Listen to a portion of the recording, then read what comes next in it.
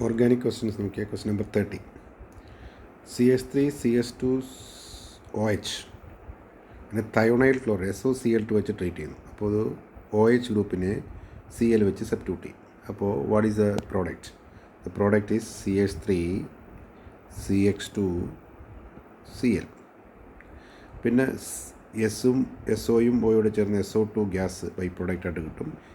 പിന്നെ എച്ചും സിയിലൂടെ ചേർന്ന് HCl കിട്ടും. അപ്പോൾ ഈ രണ്ട് ബൈ പ്രോഡക്റ്റും ഗ്യാസസ് ആയതുകൊണ്ട് അത് പെട്ടെന്ന് ആ റിയാക്ഷൻ മിക്സറിൽ നിന്ന് ലീവ് ചെയ്യും ഹീറ്റ് ചെയ്യുമ്പോൾ. അപ്പോൾ നമുക്ക് ക്ലോറോ കോമ്പൗണ്ടിനെ വളരെ ഈസി ആയിട്ട് പ്യൂരിഫൈ ചെയ്യാൻ എളുപ്പമാണ്.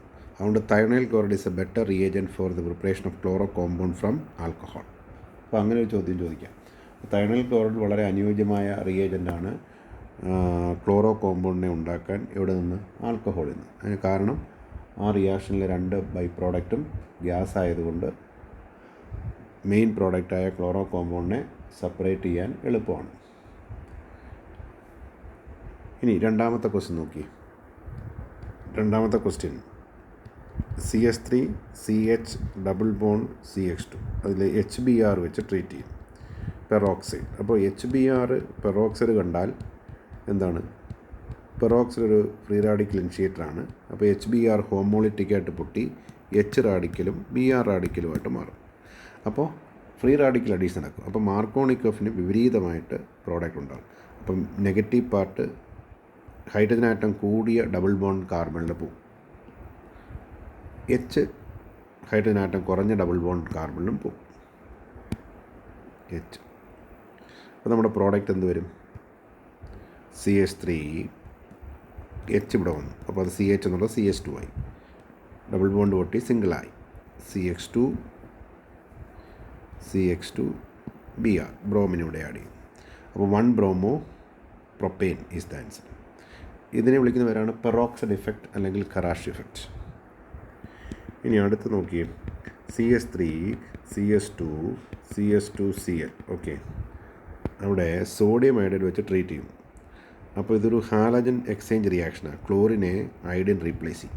അപ്പോൾ what is A product? CH3 CH2 chlorine പോയിട്ട് ആര് വരും? അയോഡിൻ വരും. അപ്പോൾ അയോഡോ പ്രൊപ്പെയിൻ കിട്ടും. പിന്നെ സോഡിയവും ക്ലോറിനൂടെ ചേർന്ന് സോഡിയം ക്ലോറൈഡ് ബൈ പ്രോഡക്റ്റും ഉണ്ടാവും. മെയിൻ പ്രോഡക്റ്റ് ക്ലോറിൻ പോയിട്ട് പകരം ആര് വരും? അയോഡിൻ വരും.